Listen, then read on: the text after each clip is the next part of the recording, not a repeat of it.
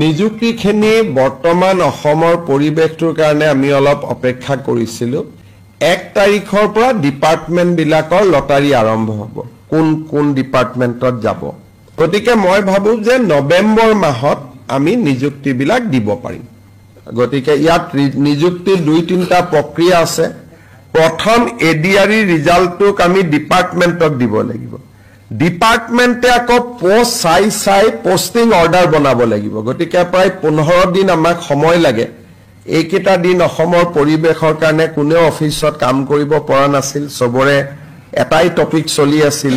হেতু কাৰণে আজি কালিৰ পৰা আমি কামত হাত দিম ন্যায়টো দিবই লাগিব ভাল কথা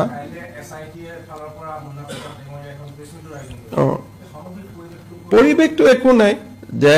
আমি ইয়া ব্লেম গেম কৰি কি লাভ হ'ব চাৰ্জশিট আমি দিমেই ন্যায়ালয়ে দিব গতিকে ইয়াত যিসকলে আন্দোলন কৰে বা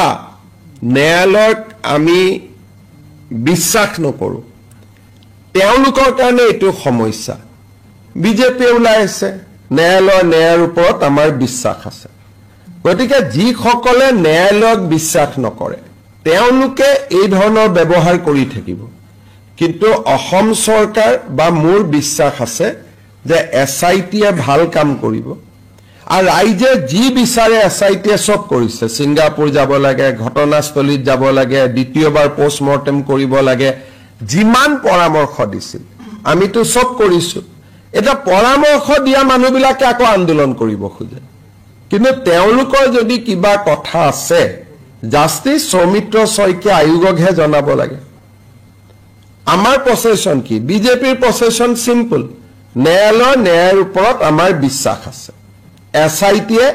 পানী নখৰকা অভিযোগনামা দিয়ক আমাৰটো সিম্পল দুটা কথা আৰু ন্যায়টো তেনেকৈ পায় বেলেগ ধৰণেতো ন্যায় নাপায় গতিকে যিসকলে কৈ আছে ন্যায় লাগে মুখ্যমন্ত্ৰীও কৈ আছে ন্যায় লাগে মইতো জুবিন অনুৰাগী গতিকে আমি সকলোৱে কৈ আছো ন্যায় লাগে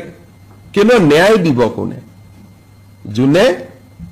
আদালতত ন্যায়াধীশৰ আসনখনত বহি আছে আৰু তাত অভিযোগনামা কোনে দিব এছআইটিয়ে দিব এছআইটিয়ে ইতিমধ্যে প্ৰতিশ্ৰুতি দিছে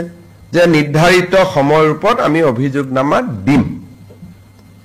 এতিয়া দুই এজনে চিন্তা কৰি আছে যে যদি অভিযোগনামা দি দিয়ে এটোতো ডাঙৰ ঘটনা হ'ব ন্যায় পাই যাব সেইকাৰণে দুই এজনে এছআইটিক দিগদাৰি কৰিব চেষ্টা কৰি আছে যাতে জুবিনে ন্যায় নাপায় ইটো প্ৰশ্ন কৰে হিটো প্ৰশ্ন কৰে কোনবাই কয় সিবিআইক দিব লাগে অমুকক দিব লাগে কিছুমানে চেষ্টা কৰি আছে যাতে জুবিনে ন্যায় নাপায় কিন্তু মই জুবিনৰ প্ৰচণ্ড অনুৰাগী গতিকে মই ন্যায় দিয়াত ক্ষেত্ৰত মই কোনো ক্ষেত্ৰতে কম্প্ৰমাইজ নকৰো জাতিৰ লোকসকল আৰু মৰাণ মটক সম্প্ৰদায়ক আমি জনজাতি নীতিৰ আওতাৰ আমি বাহিৰত ৰাখিম কেবিনেটে আজি চাহ জনগোষ্ঠীৰ লোকসকলক মাটিৰ পট্টা দিয়াৰ বাবে মই মৰিয়নিত যি ঘোষণা কৰিছিলো তাৰ সম্পৰ্কত আজি কেবিনেটত ডিটেইলছ আলোচনা হয় আমি দেখা পাওঁ যে যদি অসমৰ ল্যান্ড সিলিং একখন আমি এমেন্ড কৰো তেতিয়াহ'লে আমি 2,90,000 বিঘা মাটি 2,90,000 বিঘা মাটি আমি চাহ জনজাতি লোকসকলৰ মাজত বিতৰণ কৰিব পাৰিম আৰু কিমানে মাটি পাব প্ৰায় 4 লাখৰ ওচৰ চাহ জনজাতি পৰিয়ালে এই মাটিখিনি পাবলৈ সক্ষম হ'ব মাটি হল প্ৰায় 3 লাখ বিঘা পৰিয়াল হল 4 লাখ আৰু এই কামটো যদি আমি কৰিব পাৰো তেতিয়াহলে 75 বছৰৰ পিছত এটা ডাঙৰ ল্যান্ড নীতিৰ ওপৰত এটা ডাঙৰ পৰিৱৰ্তন আনি আমি এটা সামাজিক লক্ষ্যত উপনীত হ'ব পাৰিম কেবিনেটে আজি আমাৰ প্ৰস্তাৱক ইন প্ৰিন্সিপল অনুমোদন দিয়ে 25 তাৰিখে জিলা উপায়ুক্ত আৰু বিধায়কসকলৰ লগত আমি মিটিং কৰিম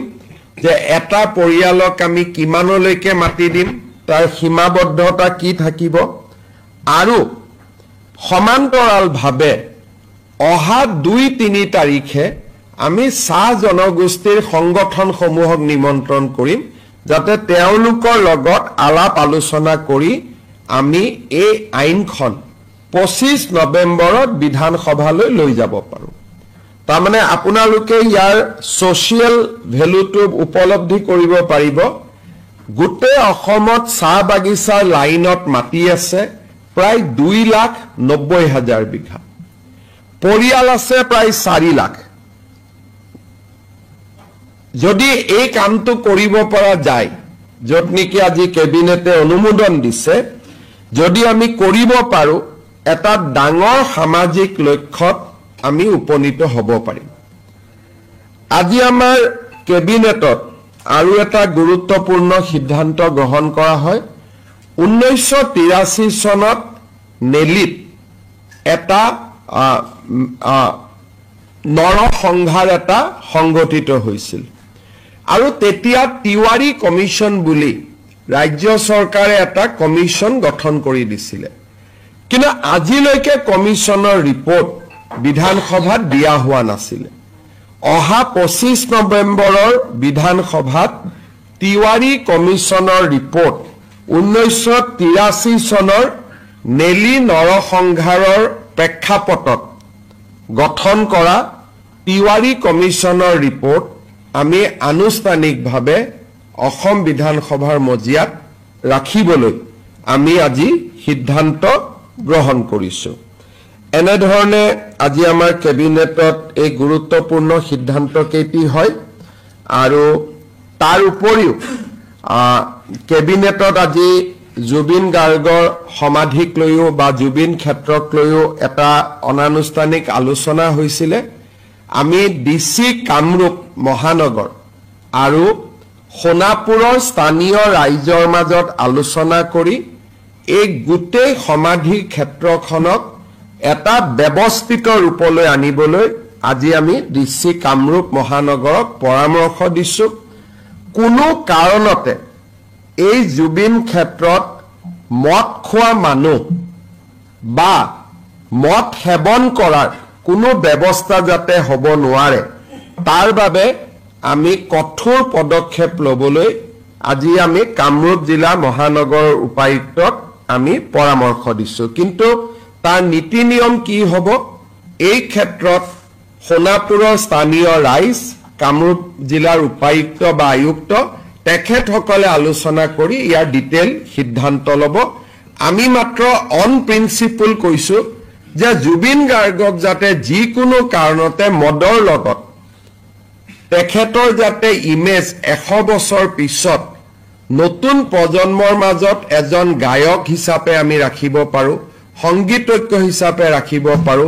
সাংস্কৃতিক সম্পদ হিচাপে ৰাখিব পাৰো জাতিৰ সম্পদ হিচাপে ৰাখিব পাৰো 100 বছৰ পিছত যাতে কোনো এজন ডেকা লৰাই নতুন প্ৰজন্মই ক'ব নোৱাৰে যে মদৰ লগত জুবিন গাৰ্গৰ সম্পৰ্ক কি আছিল কাৰণ ই খসাও নহয় তেওঁ 24 ঘণ্টা মদ খাই কেতিয়াও থকা নাছিল এইটো এটা ভুল ধাৰণা এটা এছাম লোকে গৈ সোণাপুৰত সৃষ্টি কৰিব খুজিছে তাৰ বিৰুদ্ধে চৰকাৰে কঠোৰ পদক্ষেপ ল'বলৈ সিদ্ধান্ত গ্ৰহণ কৰিছে